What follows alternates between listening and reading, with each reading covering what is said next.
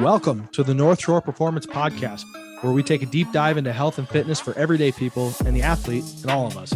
I am your host, Jake Wirtz, and with me is my best friend and co-host, Tanner Schenkel. Together, we take an honest look at fitness and discuss how anybody can improve their lives by adopting a healthy lifestyle.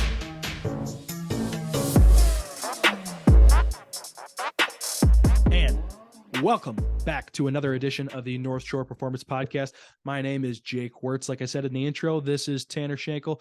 We are going to be doing our favorite exercise series, moving on. And today, we're going to do another draft. And that's right, boys, we're going to be drafting for biceps. That's right, our favorite exercises for biceps.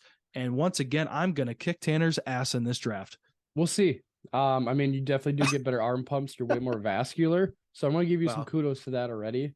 But I don't know. This was a hard one to kind of get a big board. There's a lot of different options out there. And I always do like the same 3 or 4. So it was kind of challenging. I won't lie. So we'll see how it goes in later rounds. It might get a little scary. Won't lie. So we'll see how it goes. I have the 101 since you did 101 with back, right? Yes, sir. You have the 101. Interesting strategy trying to butter me up too. I'm not going to fall for it. You're not going to soften me up. I am determined to stake my claim. I'm buttering you up like the crab legs I had tonight for dinner. Wow. All right. There it is, folks. So Tanner has the first overall pick. Where are you going for your big, meaty slabs of meat you call biceps? So I really like to start off with kind of an isolation movement. And there's some decent isolation movements out there for the biceps, but I'm going to start with kind of the tried and true one that actually Wirtz has showed me himself, and that is the concentration curl. So you go with the barbell, you have it kind of positioned right at your knee, and you just really focus on isolating everything, taking every other body part out of it except your bicep, and really focus on driving that pinky up to get that nice bicep contraction. So that is where I'm going with the 101, the concentration curl. Now, you said you're doing it with a barbell? No, dumbbells. Okay. I was a little confused. So you're doing a concentration curl with a dumbbell. You're sitting down on the bench. Okay. You have your elbow tucked away. Okay. Yep. That's a classic. I think we've all seen the guys in the gym doing that. And I think that's probably, when you think about going to the gym, like old school weightlifters, that's probably one of the classic just movements in general. You know, you think of your bench and your squat, but you also think of that guy in the corner just giving her hell in the corner, getting big arms. Okay. So with that, since we're doing a snake draft, I have the second and the third pick, and my number 1 is still on the board. So I'm going to take it and run away. Every time I do a bicep workout at the end of a back day or anything like that, I always start with these, and that's the supinated dumbbell bicep curls. And now this is kind of like the concentration curl that Tanner's talking about, except you're going to be standing up, holding the dumbbell on your side. And as you curl up, you're going to start in a neutral position with your hand in a neutral position. So you're going to curl towards the ceiling like a hammer curl. And as you get past your hips, you start to come up, you're going to flip your wrist and you're going to drive your pinky towards the ceiling and kind of towards the side like that. And that's the supination part. This is pronated. This is supinated.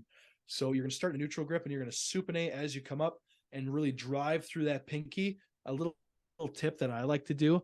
I like to start with the weight with my hand at the top of the dumbbell, not in the center. And so what that does is it puts all that extra weight at the bottom. So when you try to drive with your pinky, there's a lot more weight on that side. So it's really getting a greater contraction. And this is above and away my favorite bicep exercise. Like I said, I do these every time I do arms, and I'm really excited to have that here at the second pick. So what are your thoughts on that one, Tanner? I think that's great exercise. I think it's very similar, except one sitting, one standing. And it's way more athletic if you're standing. So, but I've also seen you ego lift and like use your body weight to curl it up. So, but we won't bring that up. That's not the place for this. Oh wait. Wow. Okay. Well, with my number 2 pick, cheek curls. No, I'm just kidding. I don't cheat that bad, but I have seen plenty of dudes that just really it turns into a low back exercise. Jesus. All right. So with my second pick, I'm going to go with, and it's going to be a little early. I feel like it's a bit of a reach, but again, it's one of my favorite exercises ever for arms. So I'm just going to take it so Tanner can have it. And that's the spider curl. All right. Like I said, I think there are better exercises, but it's just so near and dear to my heart. I can't let him have it.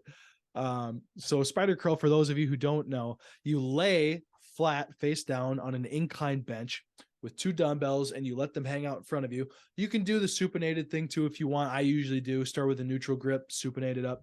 Anyway, so you're laying on an inclined bench facing the floor and you just curl that some bitch right up to your face. And you try to get as close to your forehead as you possibly can with each and every rep. And the nice thing about it with the bench, kind of like the seal row that we talked about in the last exercise, it kind of takes that cheating out of it. You can't, it really is all your bicep. You can't really cheat and use momentum at all. So with my first pick, I took the supinated dumbbell curls, and my second pick, I have the spider curls. I'm feeling pretty good right about now. Yeah, that's a good pick. Definitely on the big board, not as high, but I respect you have the nostalgia, the love for this player, and so you reach for it. You know they're gonna fit well with your team, and so you reach. And sometimes that's what you got to do when you're doing a draft. One thing I'll add on the spider curls, I have done them with just the barbell before. Since I mainly work on a garage gym, sometimes if I'm doing like supersets of triceps, my adjustable dumbbells might be allocated to something else. So I then have used a barbell before. And yes, I do curl my own squat rack, but it's my own, and so that's okay. It's a And home that gym, baby. You can do whatever you want. Yeah, exactly. But House rules. I do like the barbell spider curl too. It's not as effective, I think, as the dumbbell, but you gotta do what you gotta do. So I'll just throw out there if anyone wants to give that a try too. I'm going to do a similar exercise where you're kind of taking your momentum out of it. And I'm going to go with the preacher curl. It's something where you got your elbow or your arms over a pad, and it really takes all momentum. You can't ego lift this. And I think you have more of an isolation with the constant. Well, they're both isolation, but you got single arm, and now you're going both arms working the same time. I'm gonna kind of go with that strategy to build a nice bicep workout. So we will do preacher curl. And in full disclosure, preacher curl was what I was debating with for spider curl. And like I said, I knew it was a little bit of a reach. The preacher curl is definitely a better overall builder for your biceps, I think. Just because you get that really nice stretch with the preacher pad there. And with the barbell, obviously you can use a little bit more weight. So I think that is a better overall builder for your biceps. That's a great pick. One of my all-time favorite lifts for sure. And so I have the 301 now, and I'm going to wrap around and we're going to do the crucifix curls. So obviously some people might not know what that is, but you think about Jesus on the cross, you got to use the crucifixion. A lot of times you use them with cables. So essentially you have a cable like this, and you're going to curl that cable towards you with your elbow and your shoulder high. You can use bands, different things like that. I really like this one as like a warm-up for a bicep exercise. Just use a light band and working in some blood flow in there. Or if it's a lighter day, like a deload week, and you just want to focus on blood flow, using a band or lighter weight, I think is a really good tool. And this kind of, again, isolates that bicep, try to take everything out of it. I really like that movement. So we're going to go with the crucifix curl at 3. Okay. Yeah. I've heard that called a couple different things. I heard somebody call it the Arnold curl as well. But once you explained it, I knew what you were talking about. It has a couple different names. Again, that's an old school bodybuilder workout exercise. And the thought of it back in the day was that would really help develop the peak of your bicep, because you're taking the rest of your arm out of it really. But that's a great lift. I haven't done that one in a while, but now I'm inspired to throw that back in the old rotation. All right, so I am up again. Here's my third and fourth picks, and I'm kind of at a crossroads here. Do I take the obvious? Do I try to get cute again? Well, I can't believe it's still on the board. A classic granddaddy of them all movement, the barbell curl, just a standard barbell curl. And this isn't my favorite. I'll be completely honest, because I do find it's a little challenging not to cheat. And I'm not talking about the easy bar curl. Those are great too, but I feel like with the angle of the easy bar curl, if you're not sure what I'm talking about, it's a barbell, but it's got like grooves in it so you can position your hands a little bit more neutral. It's a little easier on your wrists, but I don't feel the contraction is as good with that. So with the standard barbell curl, the nice benefit of it is that you can load it just like any other barbell movement a little heavier, right? Whereas if you use dumbbells, you can't use as much weight, obviously. But the downside to that is obviously you have to really try not to cheat and use a lot of momentum behind it. But I will say this is one of the better overall mass builders, just getting big and strong in this area with the standard barbell curl. And it's a classic. You can't go wrong with it. You don't have to do it every day. I do a lot of bicep workouts where I don't even do a normal barbell curl at all. I stick to dumbbells, but it is a very useful lift, and I'm glad to have it on the team here at my third pick. Yep, that's a solid pick. It's an OG pick. One way to try to take your ego out of it, I've seen people do, is they put their back against the wall so they can't kind of like great jerk idea. it up. So if you're trying to do more of a strict barbell curl and want to get those big guns, that's a nice tweak you can make. I'm curious where you're going to go with the fourth. This is where I start struggling. So I've got a few more tricks up my sleeve. There's one that I can't take just because we've argued about it in the past, and you know exactly what I'm talking about. So I can't, just for the meme, I can't do it just for my ego. I would never let but you live instead, it down. I'm going to, well, I still feel very strongly, but anyway, so I'm going to go with the incline curls. Now this is different than a spider curl. The spider curl, you're facing the bench. With an incline curl, you're just sitting on the bench like normal, like you normally would.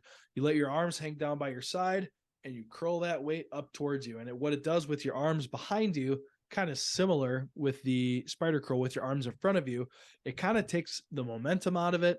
You really want to keep your elbows behind your body with that one. Because if you start to bring it forward, you're kind of cheating. You're starting to bring your delts into it a little bit. But you keep that arm behind you, you curl that weight up, you supinate towards the top, you really drive through that pinky, and you're going to get a nice stretch at the bottom too, as long as you keep like your chest up at the same time. That's a great exercise. You don't need a lot of weight with that one. That's another one that's going to humble you. But yeah, that's a great exercise. I couldn't recommend it enough. All right. So I'm going to get a little cutesy with this one. It's one I don't do every day or every arm day, but I do enjoy it. And it's kind of, it humbles you, and it really, I think, gives a good pump. It's one when you're kind of messing around, you got some time, because it takes a little bit to get set up, kind of like the seal row. And I'm going to go with the bamboo bar curl. Oh. So, a lot of, for you don't know, that is cutesy. They make these bamboo bars that are super like wobbly or whatnot, and you usually put a band with a kettlebell at the end of it, and it makes it shake. Or like you've seen the like tsunami bars, stuff like CrossFit. That's definitely not CrossFit. Got a kettlebell. It's CrossFit. Oh my gosh. But anyways, I made one out of PVC for a similar effect for my garage gym.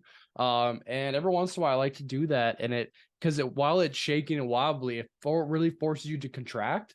And then you're trying to do the curl movement. And I really feel like that helps with that mind muscle connection. Again, it's not one I'm going to do every time, but you know what? We're going to get cutesy with it. And that's the route I'm going to go with that pick. Yeah, I love that. It's not something I don't think I've ever done that on its own. Maybe when I'm screwing around at the end of a workout, but that is a great thing about a bamboo bar. Like you said, or an earthquake bar is what some people call it. It's so unstable. It really forces all those really small, quick twitch muscles that don't get used with a lot of these bigger, heavier movements to really focus and fire. And it's great for that. You can do any of that stuff with a bamboo bar, overhead press, bench press, anything you can do with the bar. Try doing it with a bamboo bar and just see how much more difficult it is. I was giving Tanner a hard time about the kettlebells, but that is the best way to do it. Some kettlebells and some straps, and just watch how humbling that is. You do 10 sets of that with not a lot of weight, and you're going to feel like a different person. You're going to feel crazy. Yep. Definitely humbling. And then with my final pick, it's tough. Do I go with the troll, or do I go with like do it something that I really let's do have enjoy? the conversation. Let's have the conversation so people know what we're talking about. All right. So I knew this was going to be around with my last pick, and I was kind of like my 3 and 4. I was trying to figure out what I wanted to do to get because I knew I had to take this with my last pick, and that is going to be the hammer curl. Where it says like anti-hammer curl, thinks it's only a forearm exercise. I actually feel like I Oh get a man. decent contraction in it. Um, maybe arms are different. My arms are a lot longer than his, so maybe that's some play in it. I don't know. Um, but he's the first person I've ever met that actually talks about how the hammer curl sucks and they don't like it. So let's let him explain why he doesn't like it. While I go grab my Apple Pencil I just threw across the room on accident. So All right, let me plead my case a little bit here while I kill dead air time. Thanks for that, Tanner, by the way. You can't hear me, so I can talk mad shit. Anyway, back to what I was saying. The thing that I don't enjoy about the hammer curl is when they look at the data, when they look at the data that shows what parts of your arm are being activated when you use a hammer curl, the number one thing that lights up is your forearm, right? And that's fine if you want a forearm pump. And there's definitely value to that as well. Building big forearms, it'll help your grip. Honestly, big forearms, if you have small forearms and you have big biceps, it looks a little weird. So just proportionately, it looks good aesthetically for that purpose. But I don't think it's as good of a direct bicep movement as everybody else. Again, I've said this 100 times. I think really the key to any great bicep exercise is mostly that supination part, that really driving through your pinky. That's what your bicep is designed to do, to supinate. Like even just moving your arm like that, your bicep activates. So keeping it in a neutral position, I feel like gets rid of the basically the purpose of your bicep in general. And I'm not going to say I never do hammer curls. I do hammer curls, but I don't like it. Okay. I'm mad the entire time I'm doing it. I'm talking shit. I don't like them. So that's my take. You can roast me for it if you want, but I think there are better options as we've discussed. And even Tanner has taken it with his last pick. So he's admitting he likes at least 4 other exercises more than that. It's not that it doesn't have any value at all. It's just not my favorite. yep. One thing you can do too, if you especially to kind of similar to how he was talking about with the or not the crucifix, supination curls is how you position your hand on the bar of the dumbbell itself. Is same thing. So if you have most of your weight at the bottom of your grip, it will help because now the weight is up top. It will help focus that contraction more towards your bicep. Seth Feroce, bodybuilder, owner of X and Sledge, talks about that. So if Seth, if you ever listen to this video, shout out to you, man. But yeah, it's kind of again where you position your hands. Seth, don't kill me for my hammer curl take, Seth. I don't mean any disrespect. Oh, he'll kill you.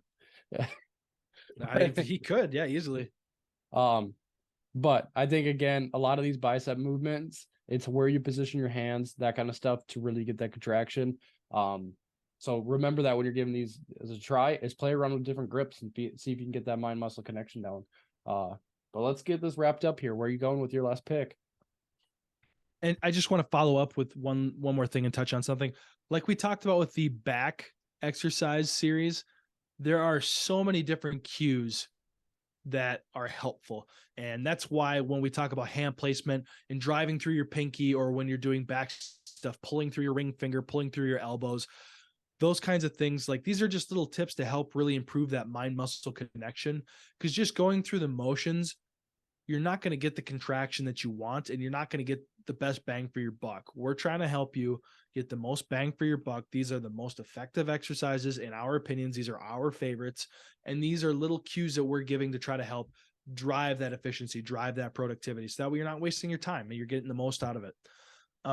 With my last pick, this is another one that I don't do all the time. I actually do hammer curls way more often than I do this.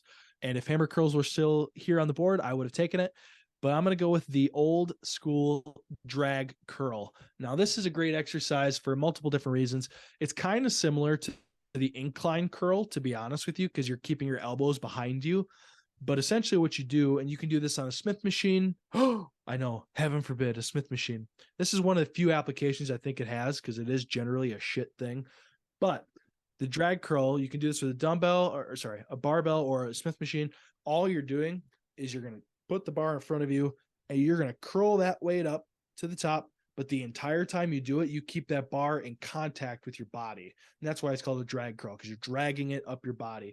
And what that forces you to do, obviously, just doing that with my arms right now, my elbows have to stay a lot farther back. And so it's kind of like the incline curl, like we talked about earlier, with your elbows behind your body. And you have to force your arms to stay behind, keep your elbows in the same position. And it really forces a nice contraction at the top. Again, it's not something I do all the time, but it is a very efficacious lift, in my opinion. Yeah, that's the route I was gonna go if I didn't go with the troll pick. Would have been the drag curl. One super fun thing to kind of do is do like a barbell or like a dumbbell AMRAP, is go as hard as you can and then drag curl right after that. For again as many as you can, and that is a pretty sweet superset.